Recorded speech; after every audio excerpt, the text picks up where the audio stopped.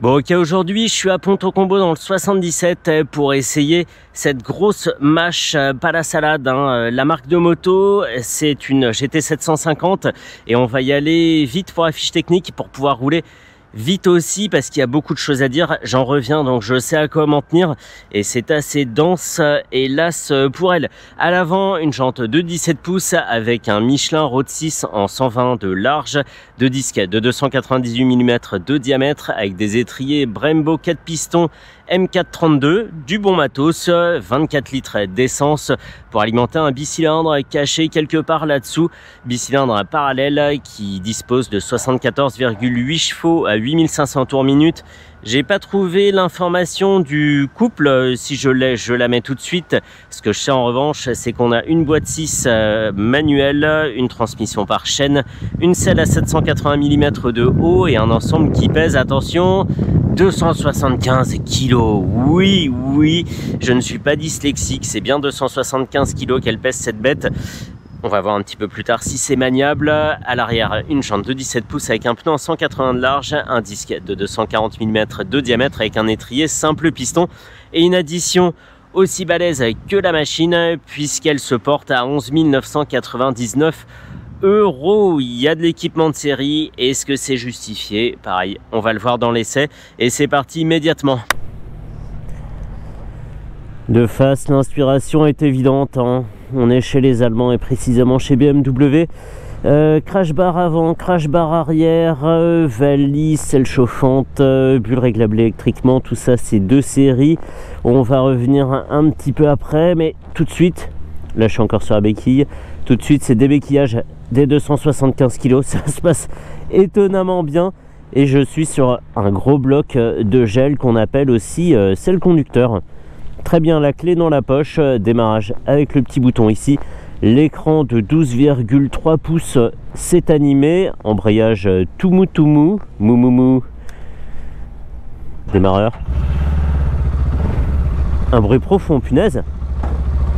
Et c'est parti, et la bulle elle se règle ici. Hop, avec la pléthore de boutons. Non, attends, on va la baisser quand même.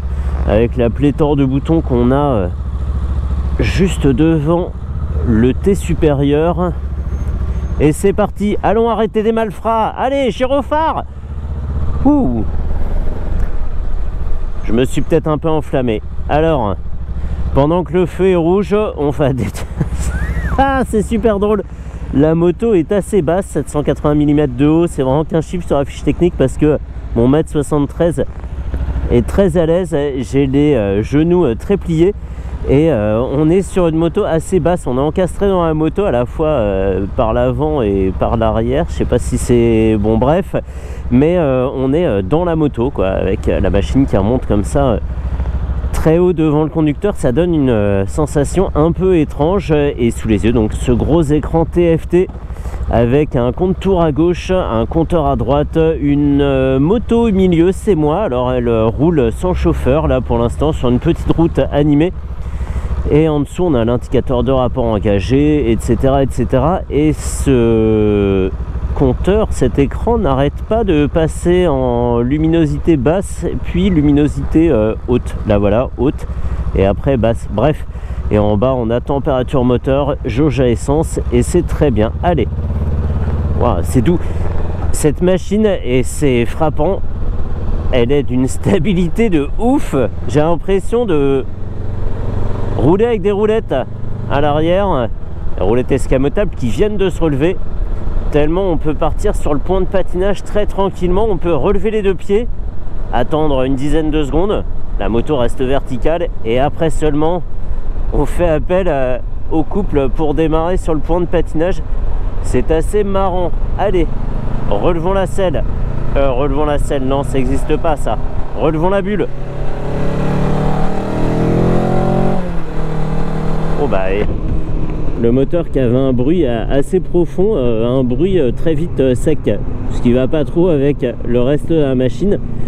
En gros on a une machine assez costaud, on pourrait dire qu'on est sur une 1200 RT, mais on est beaucoup plus bas que sur la 1200 RT et on n'a pas la mise sur l'angle brutale de la BMW.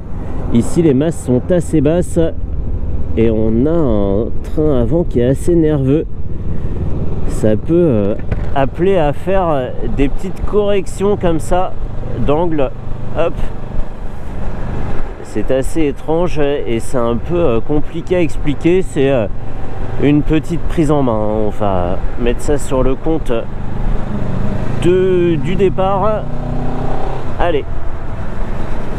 Ah, ok, siège chauffant, poignée chauffante, L, LR, c'est les rétros ça? Ouais, mais il n'y a pas de flèche. Ok, je viens de prendre une photo avec le bouton appareil photo, parce qu'il y a une caméra sur le devant de la machine. Allez, les 275 kg. Je serais curieux de voir la consommation de cette machine, parce que 75 chevaux pour 275 kg, l'équation est pas bonne. Dans les performances, ça se ressent pas, dans la prise en main non plus. Donc ça va. S'il vous plaît, mettez-vous sur le côté. On va procéder au contrôle. Ouais, mais elle est pas bleu marine ou blanche avec les réfléchissants jaunes là. Donc non. Une moto assez bruyante.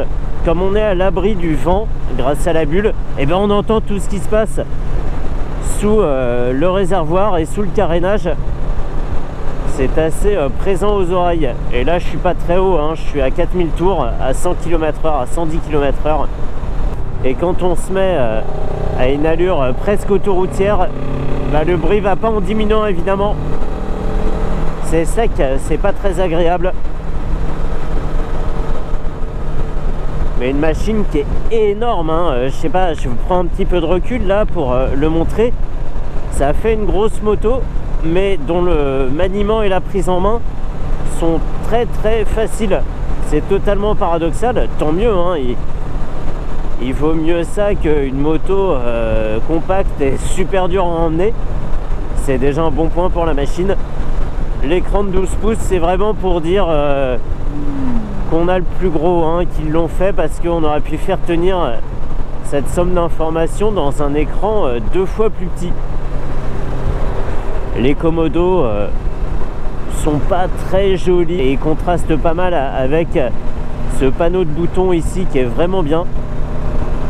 C'est du réemploi, c'est un peu de cheapos pour un prix qui n'est pas tant que ça, hein, de cheapos. 12 000 € pour une mâche. Là encore une fois, il y a quelque chose qui va pas dans l'équation. Parce que dessous on retrouve la FR 750, hein, elle est juste recarénée, on a gonflé la bête, voilà. Mais bon, alors c'est vrai qu'on a 24 litres d'essence, ça c'est bien, j'étais un peu juste, hein, à 1000 tours en troisième. Mais la moto aurait clairement pu être un peu plus fine.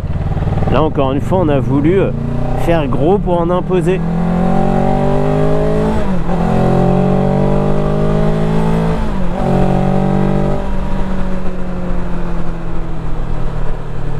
Punaise, bruit 100%, efficacité 20%.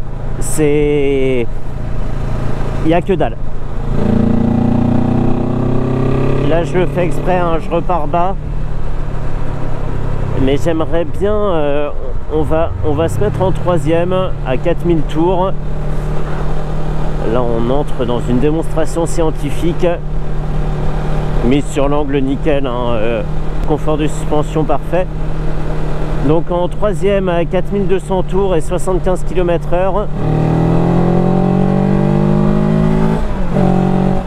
Ça fait du bruit, ça fait du bruit et les gogos pourront se dire non mais franchement je traçais, hein, t'imagines pas, là j'avais 90 décibels dans chaque oreille, j'allais vraiment vite. Et en fait sur le compteur et à l'intérieur, dans les organes internes, il se passe pas grand chose.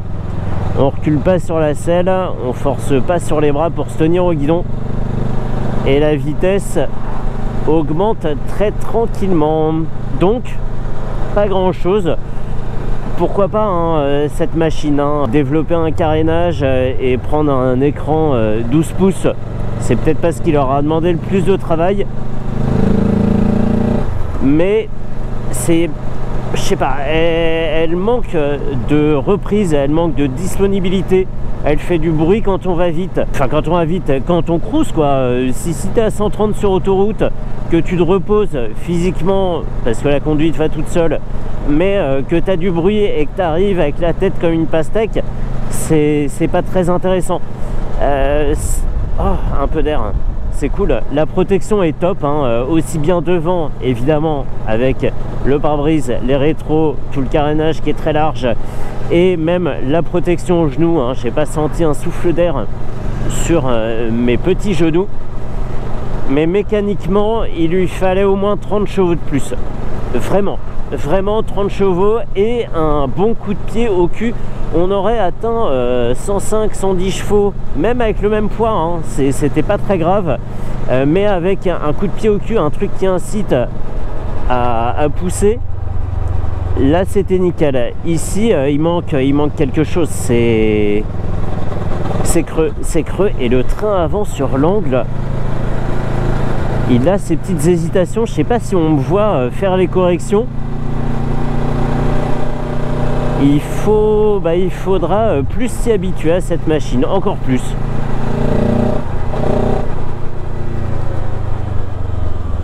Le freinage, bon bah les Brembo M432 sont un peu dépassés par le poids. On a une moto saine sur le freinage, ça c'est indiscutable, mais il n'y a pas de mordant. Il n'y a pas une vraie attaque sur le levier et l'endurance est pas perceptible. On se dit qu'est-ce que je fais, je continue à freiner ou ça sert à rien et on prie pour le meilleur. C'est embêtant. C'est pas le tout d'avoir un moteur à disposition. Il y a des fois où il faut s'abstenir de le cuisiner à toutes les sauces. Personne ne faisait des pieds et des mains pour obtenir une GT de la part de Mash, ou alors il fallait faire une moto plus petite ou un trail, mais pas un truc énorme comme ça quoi, c'est pas possible.